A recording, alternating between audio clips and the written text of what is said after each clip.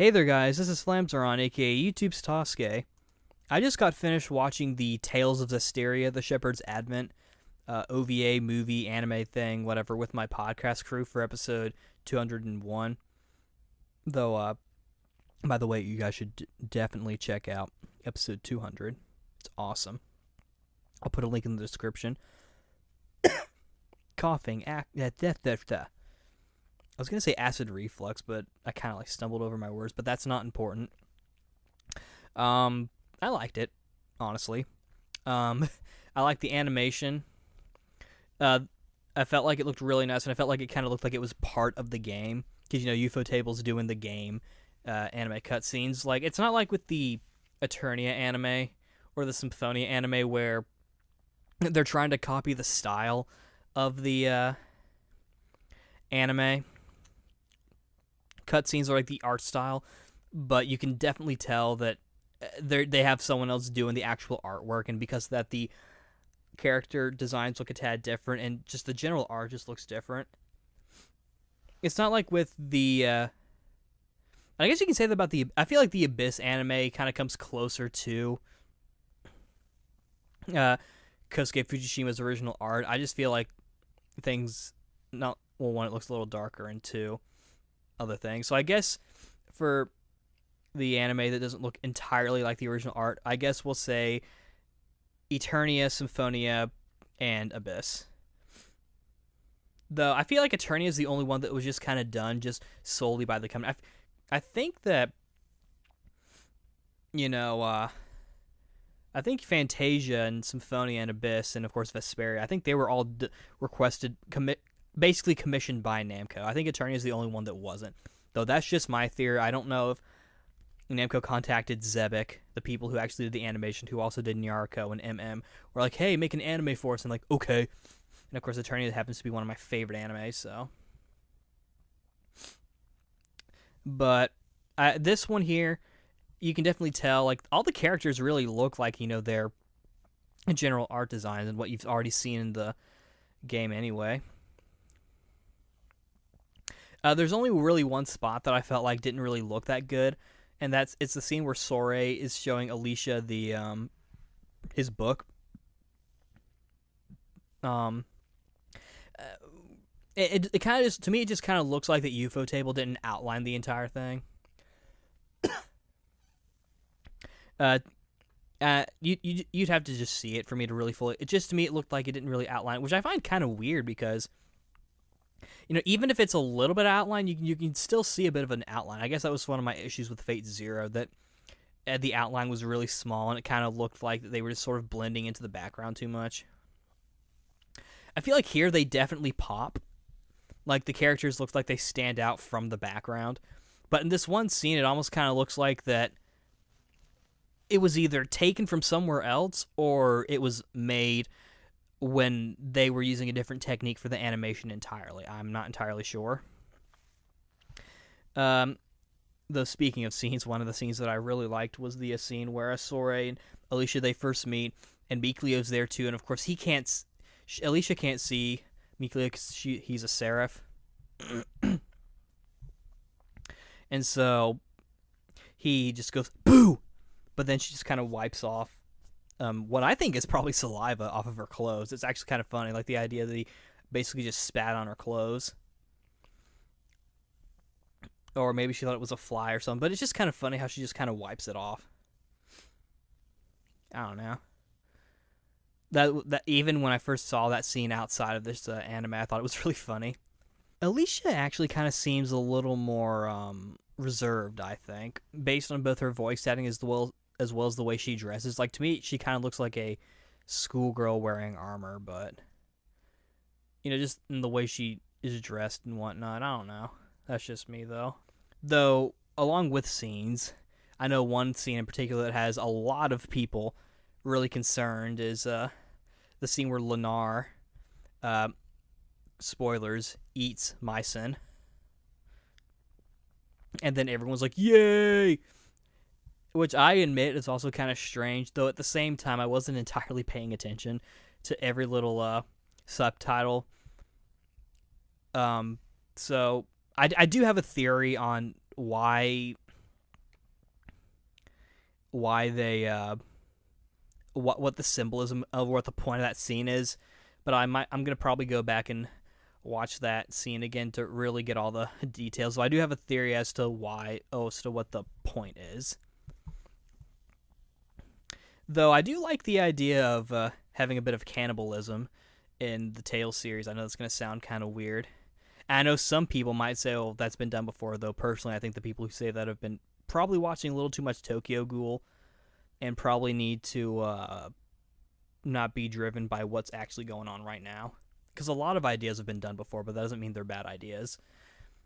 Especially here with the Tales series, I feel like it's generally geared towards teenage boys and girls. I know a lot of people like to argue that their audience is girls, though personally, no. Girls do like the Tales series, but I don't think that's their target audience. Otherwise, I feel like it would be fairly different. But I like that we're getting a little bit of more darker themes in the Tales series, as like with Exilia too, as you guys saw, like the more gruesome depiction of death, and just all that kind of stuff. Even if this game is probably going to be a little more lighthearted than Exilia 2, as well as it being more medieval, I feel like this game has the potential, with Lunar in particular, to be really dark. Lunar, actually, I find him creepy, but I do find him also kind of interesting. Takahito Koyasu also does a good job of voicing him, who you might recognize as Jade from Tales of the Abyss, and Dio from JoJo. I almost forgot. I know like 3 Dios, but... And of course, for you old Toei fans, he's Black Shaft in Ring Nikakuro. Who is the guy? Only Ring Nikakuro fans are going to get that. But anyway, he does a good job. It's kind of... For those of you who have watched a lot of Japanese anime, he kind of sounds like Norio Wakamoto's first form Cell, where he kind of like rolls his tongue and kind of sounds like a snake. Though here it's more like he's trying to sound like a squirrel or a fox. Like he does sound like an animal. He does like this weird snicker, sort of like, and I actually think that's very, very good, because you don't really hear too much of that in voice acting. I think in Japanese voice acting. I feel like even though Japanese voice acting, a lot of people really love it, I also feel like it's a lot of times stale and also very bland. Though that's a different subject, and I'm probably going to get hate for that, but that's not important.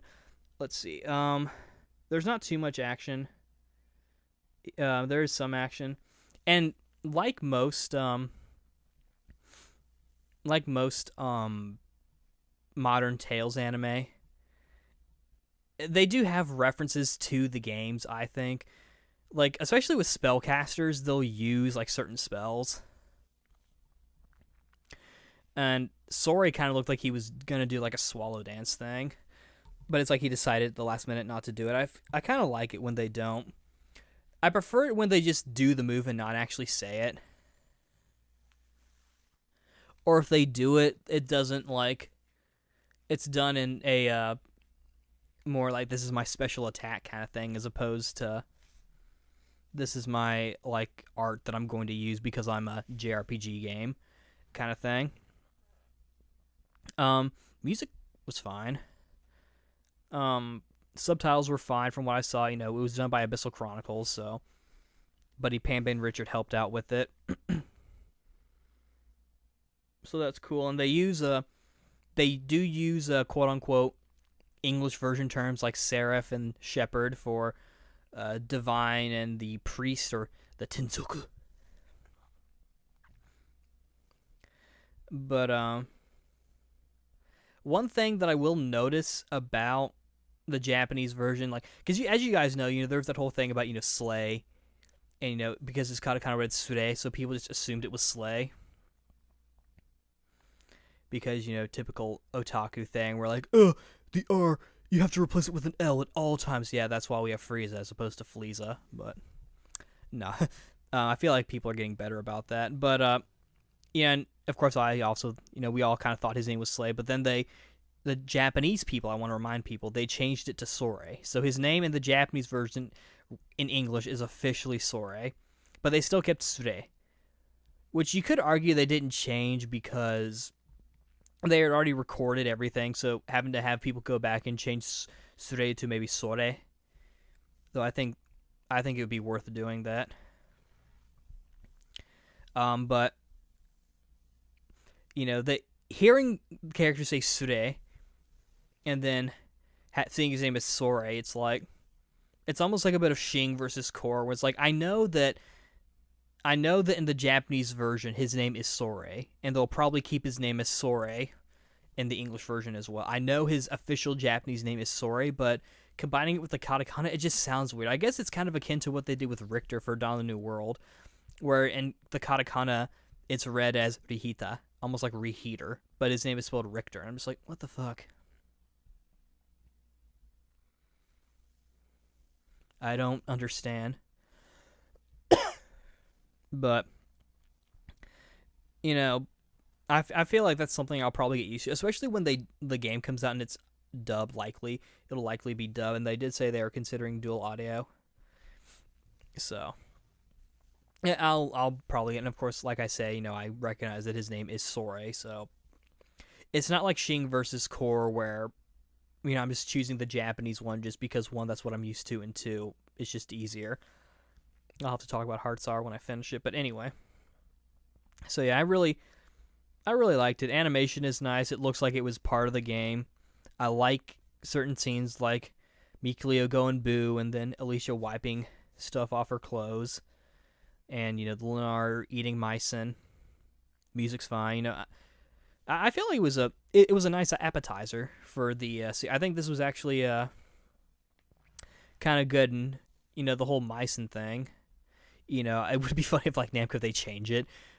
Because part of the writing process is revision. I know there's someone in particular out there who may be watching. He's like, no, but no, I'm not. I don't mean that from a standpoint that every person's first draft is just going to be complete and utter garbage, and you shouldn't try. You should still try, but it won't be perfect.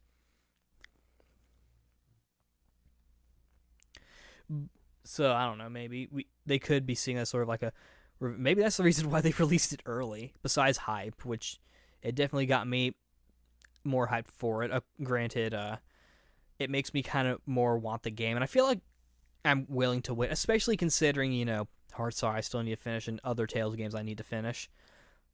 But and of course other games coming out that are going to take my priority while I wait. But as for it, from what we've heard, I believe this OVA is going to be included on the game. We don't know if it's going to be a separate disc or something separate, or it's going to be like in the Raging Blast 2, where it's just part of the game and you go into it and you have to select it. Which I'm not entirely sure how they would do that.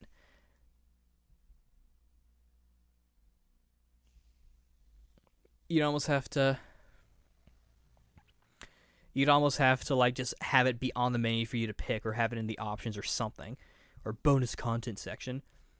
I don't know. Or it could just be part of the collector's edition, probably subtitled if they do that, because they probably won't take the time to dub it. Of course, they did take a book for a book you can't really just release not translated, because that kind of takes away part of the thing. But yeah, overall, I liked it. I'm looking forward to Zestiria, and I kind of like having this appetizer. I did download it, and of course, you can probably find it. Abyssal Chronicles subbed it. And of course, I'm gonna buy the game anyway, so it's I feel like I'm not necessarily hurting the sales of this OVA that you can only get if you buy the game. But if I do, I'll probably delete it off my hard drive. But if they don't, I'll probably just keep it for future watching, because I am trying to kind of collect certain anime that hasn't been licensed yet, that I'll probably delete as it gets licensed. And I did that with the one of the few digital manga that I have on my computer. So, it could happen. But yeah, I enjoyed this, and I'm looking forward to the final game. So yeah, this is Flamsaron, aka YouTube Sasuke, signing out. See you later.